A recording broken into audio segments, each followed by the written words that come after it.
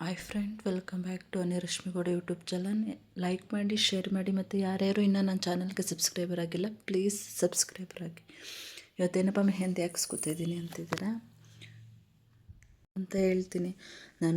ನಾಳೆ ನನ್ನ ಬರ್ಡೇ ಇತ್ತು, ಸೊ ಅದಕ್ಕೋಸ್ಕರ ನಾನು ಬಟ್ಟೆ ಎಲ್ಲ ತೊಗೊಂಡು ನನ್ನ ಫ್ರೆಂಡ್ಸ್ ಮನೆಗೆ ಹೋದೆ. ನನ್ನ ಫ್ರೆಂಡು ಅವಳು ಮೆಹಂದಿ ಹಾಕ್ತಾಯಿದ್ಲು, ಬಟ್ ಪಾಪ ಅವಳಿಗೆ ಹಾಕೋಕ್ಕಾಗೋದಿಲ್ಲ, ಬ್ಯಾಕ್ ಪೇನ್ ಅಂತ ಹೇಳ್ತಾಳೆ. ಸೊ ಆದ್ರೂ ನನ್ನ ಕಂಡ್ರೆ ಅವಳಿಗೆ ತುಂಬ ಇಷ್ಟ. ಸೊ ಚೆನ್ನಾಗಿ ಮೆಹಂದಿ ನಾನು ಏನೇನು ಎಕ್ಸ್ಪೆಕ್ಟೇಷನ್ ಇಟ್ಕೋತೀನಿ, ಡಬಲ್ ಎಕ್ಸ್ಪೆಕ್ಟೇಷನ್ ಆಗೋ ಥರನೇ ಮೆಹಂದಿ ಹಾಕಿರ್ತಾಳೆ. ಅದಾದಮೇಲೆ ನೆಕ್ಸ್ಟ್ ಡೇಯಿಂದ ಕಂಟಿನ್ಯೂ ಮಾಡಿದ್ದೀನಿ ವ್ಲಾಗ್ನ. ಬಟ್ ನಾವು ನೈಟ್ ಅಷ್ಟೇ ಪ್ಲ್ಯಾನ್ ಮಾಡಿದ್ದು ಔಟ್ಸೈಡ್ ಹೋಗೋಣ ಅಂತೇಳಿ. ಮಾರ್ನಿಂಗ್ ಬೇಗನೆ ಎದ್ದು 3:34ಗೆಲ್ಲ ವೇಕಪ್ ಆಗಿ ನಾನು ಮಕ್ಕಳು ಎಲ್ಲರೂ ಹೊರಟಿದ್ದು ಬೆಂಗಳೂರು ಕಡೆಗೆ. ಸೊ ನಾವು 5:20ಗೆ ನಮ್ಮ ಮಂಡ್ಯ ಬಿಟ್ಟು ನಾವು ಅಲ್ಲಿಗೆ ಹೋಗಿ ರೀಚ್ ಆಗಷ್ಟು 6:30 ಆಗ್ತು. ಹಾಗೆಯೇ ಒಂದು ಸಿಂಪಲಾಗಿ ಸೆಲ್ಫಿ ತೊಗೊಂಡು ಕಾಫಿ ಜೊತೆ. ಇದಾದಮೇಲೆ ನಾವು ಫಸ್ಟ್ ಹೋಗಿದ್ದು ಅಂತಂದರೆ ಫಿಲ್ಮ್ ಶೂಟಿಂಗ್ ಎಲ್ಲ ನಡೀತು ಅಂತಲ್ಲ, ದೊಡ್ಡ ಆಲದಮರ ಅಂತ, ಅದನ್ನ ನೋಡೇ ಇರಲಿಲ್ಲ. ಸೊ ಅಲ್ಲಿ ಕರ್ಕೊಂಡು ಹೋದ್ರು. ನೋಡಿದ್ರೆ ಇನ್ನೂ ಓಪನ್ ಇರಲಿಲ್ಲ. ನಾವೆಲ್ಲ 7:30ಗೆ ಹೋದೋ, ಅವಾಗ ಇನ್ನೂ ಓಪನ್ ಇರಲಿಲ್ಲ. ಜಸ್ಟ್ ಹೊರಗೆ ನೋಡಿಕೊಂಡು ಇಷ್ಟೇ ವೀಡಿಯೋ ಮಾಡೋಕ್ಕಾಗಿದ್ದು, ವೀಡಿಯೋನ ಕರೆಕ್ಟಾಗಿ ಮಾಡೋಕ್ಕಾಗಲಿಲ್ಲ ಬಂದು. ಆದಮೇಲೆ ನೆಕ್ಸ್ಟ್ ನಮ್ಮ ಮೇನ್ ಇಂಟೆನ್ಷನ್ ಇದ್ದಿದ್ದು, ಮತ್ತು ನಾವು ಮನೆಯಿಂದ ಹೋಗಲೇಬೇಕು ಅಂತ ಬಂದಿದ್ದು ಮೇನ್ ದೇವಸ್ಥಾನ ರಾಯರ ಮಠ. ಸೊ ಇದು ಬ್ಯಾಂಗ್ಳೂರಿಂದ ಒಂದು 25 ಕಿಲೋಮೀಟರ್ಸ್ ಡಿಸ್ಟೆನ್ಸಲ್ಲಿದೆ. ವನಗನಹಳ್ಳಿ ಅಂತಲೂ ಹೇಳ್ತಾರೆ, ಹೊನ್ನಾವರ ಅಂತ ಹೇಳ್ತಾರೆ. ಮಂತ್ರಾಲಯ ಶ್ರೀ ಕ್ಷೇತ್ರ ಹೊನ್ನಾವ ಮಂತ್ರಾಲಯ ಮಂದಿರ ಅಂತ ಇದೆ ನೋಡಿ. ಅಲ್ಲಿಗೆ ಹೋದಾದ್ಮೇಲೆ ಅಲ್ಲೂ ಕೂಡ ತುಂಬ ರಶ್ ಇತ್ತು, ಮತ್ತು ದೇವಸ್ಥಾನ ಕೂಡ ಇನ್ನೂ ಕನ್ಸ್ಟ್ರಕ್ಷನ್ಸ್ ಆಗ್ತಾಯಿತ್ತು. ಇದಾದಮೇಲೆ ಅಲ್ಲೇ ತುಪ್ಪ ತೊಗೊಂಡು ಹಚ್ಚೋಣ ಅಂತೇಳಿ ಹೋದೋ. ಬಟ್ ತುಂಬ ರಶ್ ಇದ್ದರು. ತುಪ್ಪದ ದೀಪ ತಗೊಳ್ಳೋಕ್ಕೆ ಮತ್ತು ಟೋಕನ್ ತಗೊಳ್ಳೋ ತವಿಂದನೂ ರಶ್ ಇದ್ದರು ನೋಡಿ ರಾಯರ್ದು. ಈಗ ಪೂಜೆ ಇನ್ನೂ ಆಗೇ ಇರಲಿಲ್ಲ, ಬಟ್ ಈಗ ಅಭಿಷೇಕ ಸ್ಟಾರ್ಟ್ ಮಾಡಿದರು. ನಾವು ಹೋದಾಗ ಅಲಂಕಾರ ಏನೂ ಆಗಿರಲಿಲ್ಲ, ಜಸ್ಟ್ ಅಭಿಷೇಕ ಮಾಡ್ತಾಯಿದ್ರು, ನೀರಿಂದು ಮತ್ತು ಹಾಲಲ್ಲಿ ಅಭಿಷೇಕ ಮಾಡ್ತಾಯಿದ್ರು. ನಾವು ಅಷ್ಟರಲ್ಲಿ ಪೂಜೆ ಮುಗಿಸ್ಕೊಂಡು ಬರೋಣ ಅಂತ ಹೇಳ್ಬಿಟ್ಟು ಹೋದೋ. ನೋಡಿ ತುಂಬ ರಶ್ ಇದ್ದಾರೆ. ಮತ್ತು ಇಲ್ಲಿ ಕಾಯಿ ಕೂಡ ಕೊಡ್ತಾರಂತೆ, ಹರಕೆ ಕಾಯಿ ಅಂತ. 21 ವಾರ, 28 ವಾರ ಈ ಥರ ನಾವು ಎಷ್ಟು ವಾರ ಅನ್ಕೋತೀವಿ ಅಷ್ಟು ವಾರ ಹರಕೆ ಕಟ್ಟೋದಂತೆ. ಮತ್ತು ಇಲ್ಲಿ ತುಪ್ಪದ ದೀಪ ಹಚ್ಚೋಣ ಅಂತ ಹೋದೋ. ಅವಾಗ ತುಪ್ಪದ ದೀಪನ ಒಬ್ಬರೇ ಹಚ್ಬೇಕಂತೆ, ನಾವೇ ಪೂಜೆ ಮಾಡಬೇಕು, ಮತ್ತು ಬೇರೆ ಯಾರ ಕೈಗೂ ಕೊಡಬಾರ್ದು ಅಂತ ಹೇಳಿದರು. ಸೊ ನನ್ನ ಮಗಳು ಹಂಗೆ ಕೊಡಿ ಅಂತ ಆಟ ಮಾಡ್ತಿದ್ಲು, ಅವಳಿಗೂ ಕೊಡಲಿಲ್ಲ. ಚಿಕ್ಕ ಮಕ್ಕಳಂದ್ರೆ ಆಸೆ ಅಲ್ವಾ, ಅವ್ರಿಗೆ ನಾವೇನು ಮಾಡ್ತೀವಿ ಅವ್ರು ಕೂಡ ಅದನ್ನೇ ಮಾಡಬೇಕು ಅಂತ ಹೇಳ್ತಾರೆ. ದೀಪ ಹಚ್ಕೊಂಡು ಪೂಜೆ ಮಾಡೋಣ ಅಂತ ಅಂದ್ಬಿಟ್ಟು ಹೋದೋ. ಆಮೇಲೆ ದೇವಸ್ಥಾನ ಫುಲ್ ಪ್ರದಕ್ಷಿಣೆ ಹಾಕ್ಬಾರ್ದು, ಜಸ್ಟು ಒಂದು ವಿಗ್ರಹ ಇಟ್ಟಿದ್ರು, ರಾಯರ ವಿಗ್ರಹ, ಅದಕ್ಕಷ್ಟೇ ಪ್ರದಕ್ಷಿಣೆ ಹಾಕ್ಕೊಂಡು 9 ಪ್ರದಕ್ಷಿಣೆ.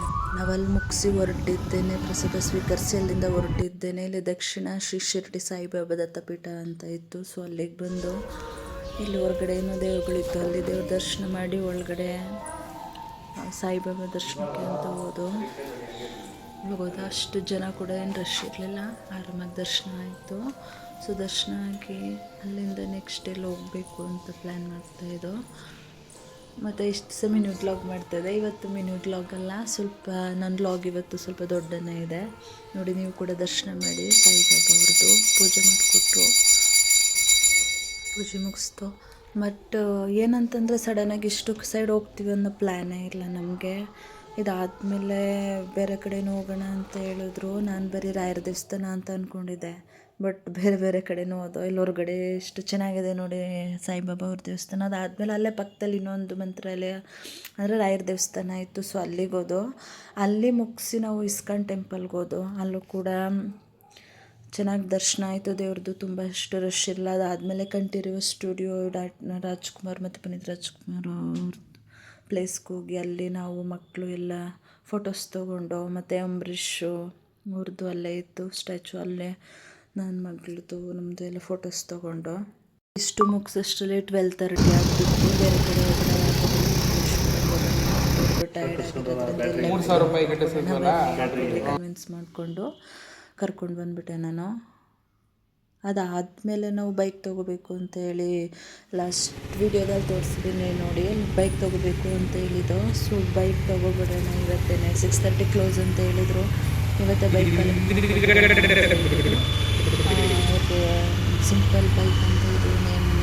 ಸ್ಟೋರ್ಗೆ ಕಾಲ್ ಮಾಡಿ ನಾವು ಇವತ್ತೇ ಕಲೆಕ್ಟ್ ಮಾಡ್ಕೊತೀವಿ ಅಂತ ಹೇಳಿದರು.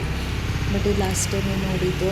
ಬಟ್ ಬರ್ಡೇ ಪರ್ಚೇಸ್ ಮಾಡಿ ನಾನು ತೊಗೊಳ್ಳೋಣ ಅಂತ ಪ್ಲ್ಯಾನ್ ಮಾಡಿದ್ದು. ಸೊ ಬರ್ಡೇನೇ ತೊಗೊಂಡು ವಿಡಿಯೋ ಕಟ್ ಬರ್ತೈತೆ.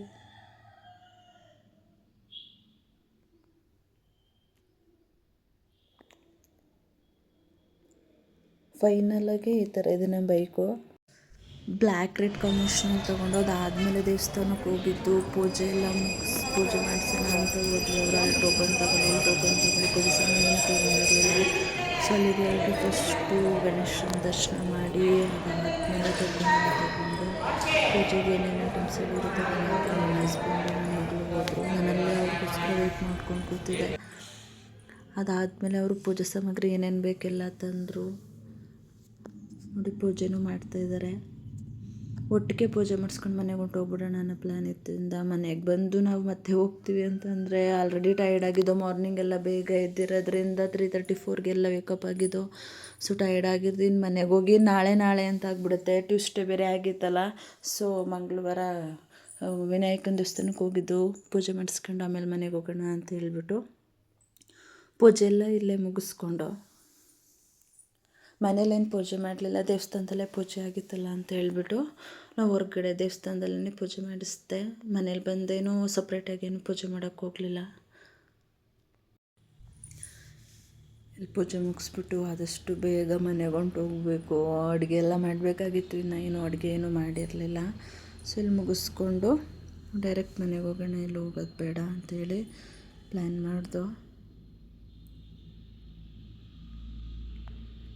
ಆಗ ಅಡುಗೆನ ಮಾಡೋದು ಬೇಡ, ಹೊರ್ಗಡೆನೇ ತಿನ್ಕೊಳ್ಳೋಣ ಅನ್ನೋದು ಇತ್ತು ಬರ್ಡೇಗೆ ಅಂತ ಅಂದ್ಕೊಂಡು ಮಾರ್ನಿಂಗಿಂದ ಆಲ್ರೆಡಿ ಬೆಳಗ್ಗೆನೇ ಹೊರ್ಗಡೆನೇ ತಿಂತಾಯಿದ್ದೋ. ಸುಮ್ಮನೆ ಬೇಡ, ಜಾಸ್ತಿ ಖರ್ಚಾಗುತ್ತೆ, ಮನೆಯಲ್ಲೇ ಮಾಡ್ಕೊಳ್ಳೋಣ ಬೇಗ ಹೋಗ್ಬಿಟ್ಟು ಅಂತ ಹೇಳ್ಬಿಟ್ಟು ಇಲ್ಲಿ ಪೂಜೆ ಮುಗಿದ್ಬಿಟ್ಟು ಮನೆಗೆ ಹೋಗ್ಬಿಟ್ಟು ಅಡುಗೆ ಮಾಡ್ಕೊಂಡು ಊಟ ಮಾಡೋಣ ಅಂತ ಹೇಳಿದ್ದಿತ್ತು. ನನಗೆ ಬರ್ಡೇ ಆದಮೇಲೆ ಕೇಕ್ ಕಟಿಂಗ್ ಮಾಡಿಸ್ಬೇಕು ಅಂತ ಇದ್ರಲ್ಲ, ಅದನ್ನ ನನಗೆ ಮನೇಲಿ ಮಾಡ್ಕೊಳ್ಳೋಕೆ ಅಷ್ಟು ಲೈಕ್ ಆಗಲಿಲ್ಲ. ಹೊರ್ಗಡೆ ಎಲ್ಲಾದರೂ ಮಾಡಿಸೋಣ ಅಂದ್ಕೊಂಡು. ಬಟ್ ಲಾಸ್ಟ್ ಇಯರು ಹೊರ್ಗಡೆನೇ ಮಾಡ್ಕೊಂಡಿದ್ದೆ. ಫ್ರೆಂಡ್ಸ್ ಎಲ್ಲ ಕರ್ಕೊಂಡು, ರಿಲೇಟಿವ್ಸು ಫ್ರೆಂಡ್ಸು ಎಲ್ಲರೂ ಸೇರಿಕೊಂಡು ಹೊರ್ಗಡೆನೇ ಮಾಡಿದ್ದು.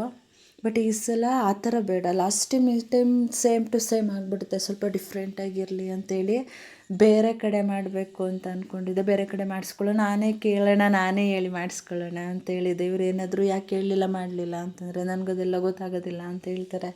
ಸೊ ಬೇಡ ರೀ, ಮನೇಲಿ ಬೇಡ, ಸುಮ್ಮನೆ ಫ್ಯಾಮಿಲಿ ಫ್ರೆಂಡ್ ಮನೇಲೆಲ್ಲ ಒಂಥರ ಚಿಕ್ಕ ಮಕ್ಳು ಥರ ಕೇಕ್ ಕಟ್ ಮಾಡೋಕೆ ಒಂಥರ ಮುಜುಗರ ಆಗುತ್ತೆ.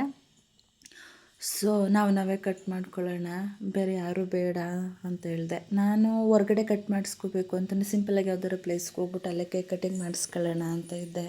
ಅದಾಗಲಿಲ್ಲ. ಬಟ್ ಪೂಜೆ ಎಲ್ಲ ಮುಗೀತು, ಮನೆಗೆ ಹೊರಟು. ಸೊ ಮನೆಗೆ ಬಂದಾದಮೇಲೆ ಮನೆಯಲ್ಲೇ ನಾವು 4 ಜನನೇ ಸೇರಿಕೊಂಡು ನನ್ನ ಬರ್ಡೇನ ಮಾಡಿದ್ರು ಮಕ್ಕಳು. ಸೊ ಮಕ್ಕಳು ಗಿಫ್ಟ್ ಕೊಡಬೇಕು ಮಮ್ಮಿ, ಗಿಫ್ಟ್ ಕೊಡಬೇಕು ಅಂತ ಸಖತ್ ಫೀಲ್ ಮಾಡ್ತಾಯಿದ್ರು. ನೀವೇ ನಮಗೆ ಗಿಫ್ಟು, ನಮ್ಗೆ ಯಾವ ಗಿಫ್ಟು ಬೇಡ, ಫೀಲ್ ಮಾಡಬೇಡಿ ಅಂತ ಹೇಳಿದ್ರು. ಕೊನೆಗೂ ಚಾಕ್ಲೇಟ್ ತೆಗೆಸ್ಕೊಂಡು ಬಂದು ಕೊಟ್ಟು ಖುಷಿಯಾಯಿತು. ವಿಡಿಯೋ ಇಷ್ಟ ಆದರೆ ಪ್ಲೀಸ್ ಲೈಕ್ ಮಾಡಿ, ಶೇರ್ ಮಾಡಿ. Thank you.